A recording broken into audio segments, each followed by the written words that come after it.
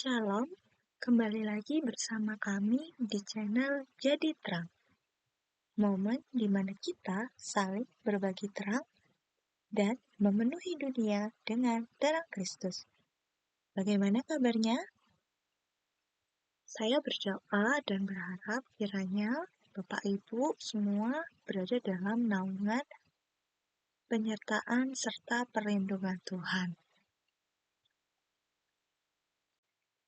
Bayangkan jika nenek moyang pahlawan terbesar bangsa Anda adalah seorang imigran legal yang seharusnya dilarang masuk oleh hukum Tuhan berdasarkan Ulangan 23.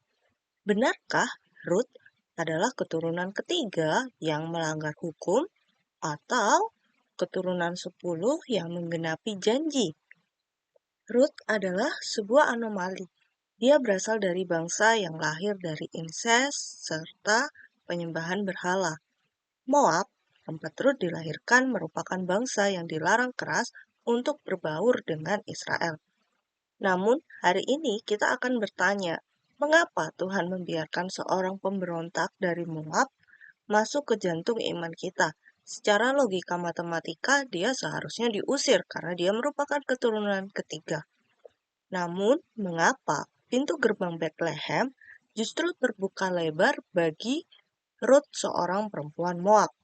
Tuhan sedang melanggar aturannya sendiri atau ada rahasia di balik angka 10 yang selama ini kita gagal untuk pahami? Tanpa berlama-lama, mari kita bahas. Ruth, seorang perempuan Moab, bisa masuk ke dalam umat Israel, bahkan menjadi nenek moyang dari Raja Daud. Padahal di Ulangan 23 ayat 3-4 sudah memberikan larangan jelas. Kalau kita kulik berdasarkan jarak generasi dan konteks hukum yang terjadi pada waktu itu,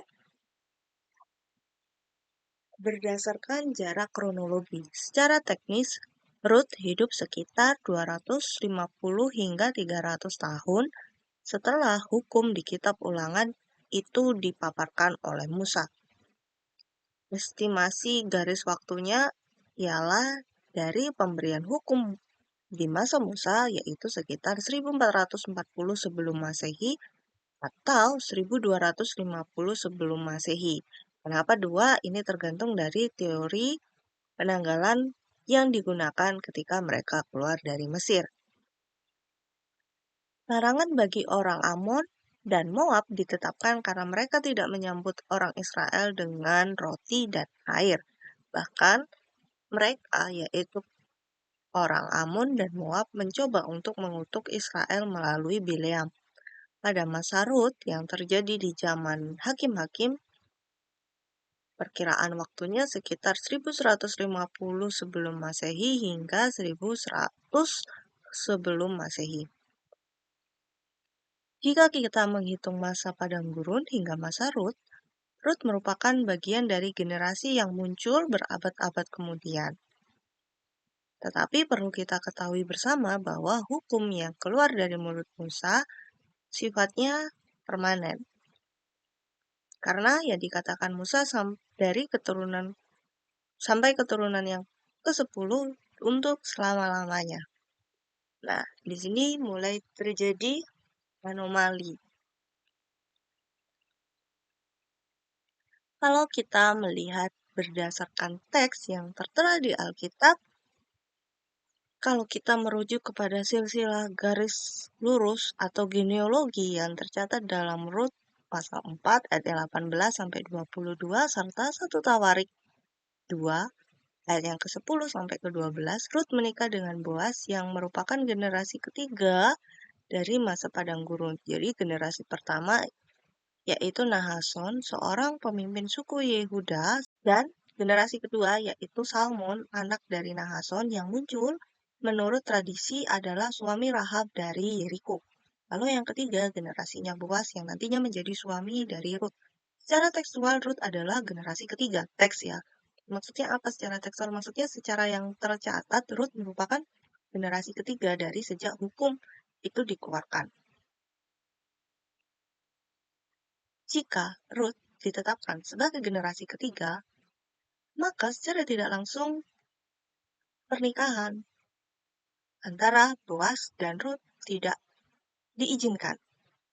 Namun, ada beberapa pandangan para ahli yang bisa kita perhatikan di sini. Ada seorang profesor perjanjian lama dari Princeton Theological Seminary yang bernama William Henry Green. Dalam karyanya yang terkenal, Primeval Chronology, menjelaskan bahwa silsilah Alkitab seringkali bersifat teleskopik atau diringkas. Alkitab seringkali hanya mencatat atau hanya menyoroti kepada tokoh-tokoh penting. Itulah yang menyebabkan kemungkinan besar ada nama-nama yang dilewati dan yang ditulis hanya 3 keturunan saja, yaitu Nahason, Salmon, dan Boaz. Hal ini terjadi karena jika kita tidak menggunakan teori teleskopik atau generasi yang diringkas, seperti yang sudah saya sebutkan sebelumnya, maka setiap orang dalam silsilah ini harus memiliki anak di sekitar 100 sampai 130 tahun. Secara medis dan biologis pada zaman itu merupakan zaman besi, ini dianggap sebagai mukjizat yang luar biasa. Kenapa dianggap sebagai mukjizat yang luar biasa? Karena ini sejajar dengan Abraham. Tetapi Alkitab tidak mencatat adanya mukjizat kelahiran pada masa Boaz atau Isai seperti halnya pada Sarah. Maksudnya apa? Maksudnya dapat dipahami bahwa keturunan yang terjadi itu normal. Dia itu tidak sampai berumur lama baru punya keturunan. Begitu. Kalau kita soroti berdasarkan kronologi sejarah yang terkait dengan kisah ini, apakah benar demikian? Kita akan beralih ke Hakim-Hakim 11 ayat yang ke-26. Mungkin Bapak Ibu bertanya, kenapa kita harus beralih ke Hakim-Hakim sedangkan yang kita bahas saat ini ialah kisah Rut? Kita membahas Hakim-Hakim karena pada waktu itu kisah Hakim-Hakim dan Rut adalah peristiwa yang berjalan bersamaan. Ya, di Hakim-Hakim yang ke-11 ayat yang ke-26 menceritakan tentang bukti kesaksian Yefta. Pada waktu itu sedang terjadi konflik perebutan tanah dengan raja dari Bani Amon. Satu pihak mengeluarkan bukti kepemilikan bisa berupa surat tanah, sedangkan pihak lain menunjukkan adanya catatan sejarah bahwa keluarganya sudah tinggal di sana selama ratusan tahun tanpa adanya protes. Yefta saat itu yang menjadi seorang pemimpin atau hakim Israel menjawab dengan argumen sejarah yang sangat kuat di ayat yang ke-26. Intinya Yefta mengatakan bahwa Israel sudah ada di kota Heshibon, Aroer, dan sepanjang sungai Arnon selama 300 tahun. Kalau memang itu tanahmu, tanah dari wilayah Raja Bani Amun, harusnya kamu sudah rebut itu sebelumnya. Tapi pada faktanya kita sudah menduduki ini selama 300 tahun. Kenapa baru sekarang kamu protes? Nah, dari kisah ini mungkin terlihat tidak nyambung. Tapi secara hukum ini menunjukkan kalau ini masih terkait gitu ya. Kalau secara hukum maksudnya gimana? Secara logika hukum kuno maupun modern, jika sebuah tanah atau lahan dikuasai secara terbuka selama ratusan tahun tanpa ada keberatan dari pihak lain, maka penguasa lahan tersebut dianggap pemilik yang sah. Terus, secara teologis, Yefta menegaskan bahwa Tuhanlah yang memberikan tanah itu kepada Israel melalui kemenangan atas Sihon, raja orang Amori. Selama 3 abad, Tuhan menjaga tanah itu bagi Israel dimulai dari zaman Musa sekitar 1406 sebelum Masehi. Sedangkan konflik perebutan tanah yang terjadi di Kitab Hakim-Hakim 11 ayat yang ke-26 itu 1100 sebelum Masehi. Maka di masa Yefta terjadi selisih 300 sebelum Masehi. Di sini dapat kita lihat keterhubungannya, karena tadi saya sudah mengatakan bahwa Hakim-Hakim dan Kitab Rut itu berjalan seirama menurut waktunya. Dapat diketahui bahwa sejak Musa mengeluarkan aturan itu hingga Rut adalah selisih 300 tahun. Buku karya Ralph Gower yang berjudul The New Manners and Custom of Bible Times menyatakan masa remaja sangatlah pendek. Setelah mereka melewati masa pubertas, mereka dianggap memiliki kemandirian ekonomi. Setelah mereka dianggap dewasa, lalu mereka akan memikul tanggung jawab termasuk menikah dan meneruskan keturunan. Dan ini akan mengawali dari babak generasi baru yang diperkirakan usianya masih sangat belia, yaitu di awal 20 tahunan bagi laki-laki. Dan dalam budaya agraris seperti zaman Ruth, itu memiliki keturunan sesegera mungkin merupakan hal kewajiban. Hukumnya harus, karena pada waktu itu memiliki keturunan untuk anak itu dianggap menjadi tenaga kerja di ladang. Oleh karena itu, jeda antar generasi usia ayah yang menjadi anak pertama secara konsisten berada pada angka 20-25 tahun. Jika kita memakai matematika dari Ralph Gower, dengan selisih 300 tahun berdasarkan pernyataan dari Yesta dibagi dengan 25 tahun sebagai awal dari keturunan, didapati kurang lebih ada 12 generasi.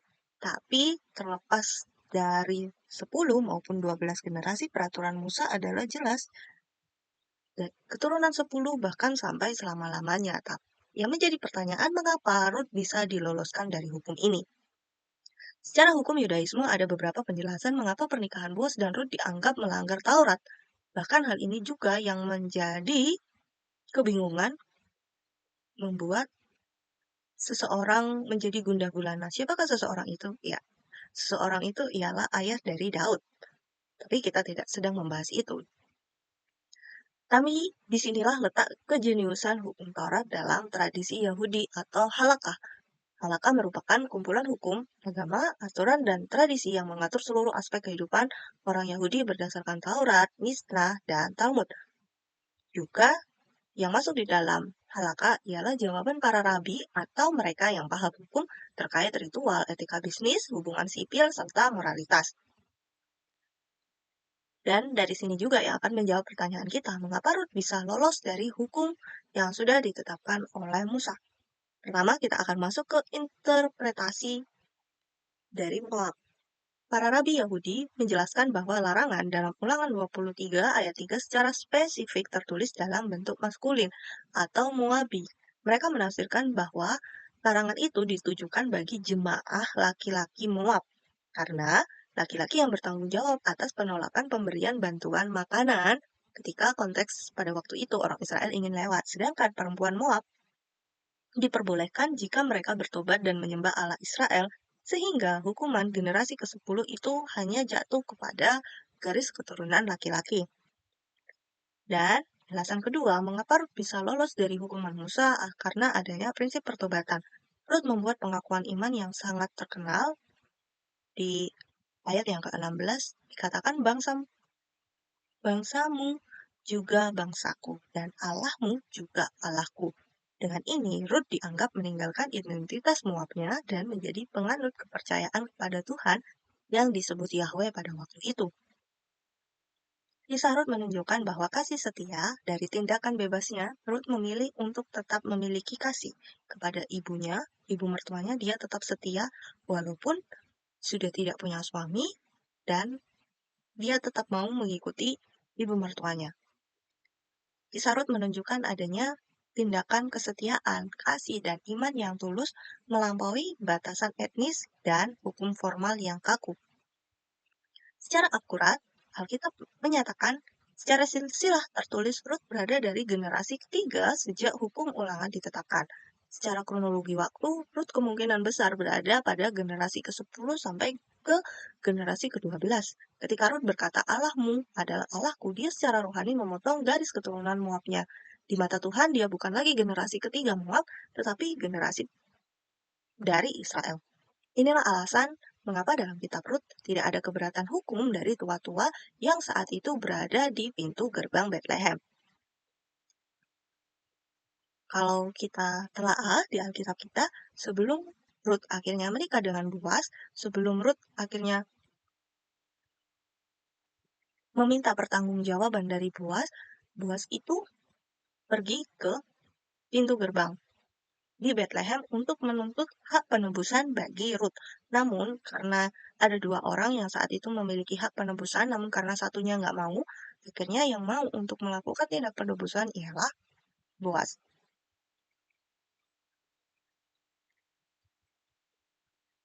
Tua-tua di pintu gerbang Bethlehem tidak menolak keberadaan Rut.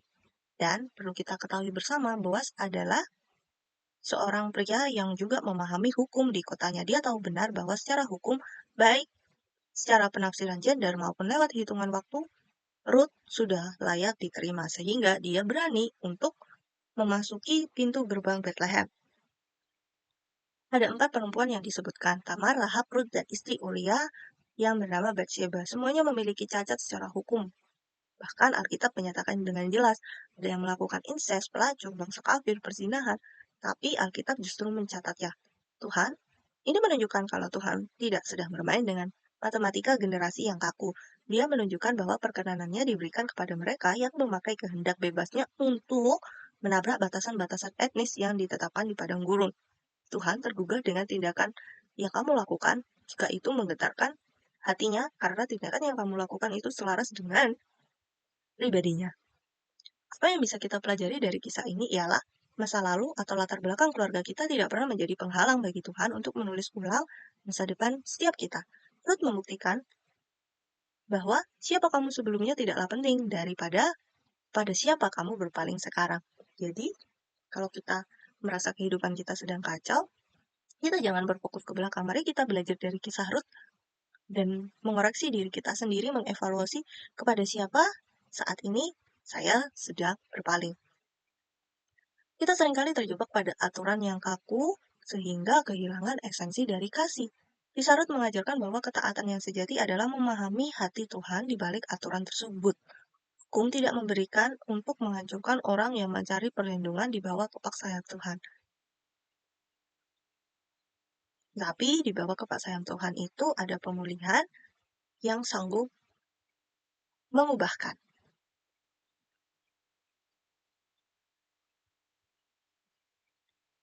Karena di bawah kepak sayap Tuhan ada kasih. Dan untuk itu, kita tidak boleh terjebak dalam aturan yang kaku. Kita harus menggunakan kasih kita untuk mengasihi orang-orang yang ada di sekitar kita. Ketika kita melakukan kebaikan yang melampaui apa yang diwajibkan oleh hukum maupun tradisi, secara tidak langsung kita sudah mengundang intervensi Tuhan sebagaimana keputusan Rut untuk tetap setia pada mertuanya di luar batas kewajiban sosial adalah alasan mengapa ia layak masuk ke dalam silsilah raja-raja. Kalau saat ini kita merasa rencana Tuhan terlalu lambat atau proses hidup kita terlalu panjang, sadari bahwa Tuhan itu pemegang kendali waktu. Dia memastikan bahwa saat kita melangkah masuk ke dalam rencananya, tidak ada satupun dakwaan hukum yang bisa menggugat kita sebagaimana kisah Rut. Itu dia berasal dari bangsa yang melakukan incest, tapi ketika dia mau berpaling, secara tidak langsung Ruth sudah masuk ke dalam rencananya. Dan ketika ia masuk ke dalam rencananya, tidak ada satupun dakwaan hukum yang bisa menggugat kita. Kalau kehidupan kita sedang kacau balau sebelumnya, mari kita keluar dari sana dan melangkah masuk ke dalam rencananya. Anugerah itu menggenapi hukum dengan cara yang lebih tinggi. Ruth lolos bukan karena dia mencari celah, tapi karena dia memiliki jenis iman yang membuat hukum berlutut pada kesetiaan. Hukum mungkin bisa mencatat siapa kita, tetapi kasih karunia Tuhan menentukan akan menjadi seperti apakah kita di kemudian hari. Mari kita menggunakan kehendak bebas kita dengan lebih arif. Lantas, dari renungan ini, dengan kehendak bebas yang Anda miliki saat ini, apakah yang hendak Anda pilih? Sekian renungan yang bisa saya sampaikan. Kiranya renungan ini dapat memberikan pemahaman yang baru dalam kehidupan saya dan saudara, serta mengubahkan kehidupan kita.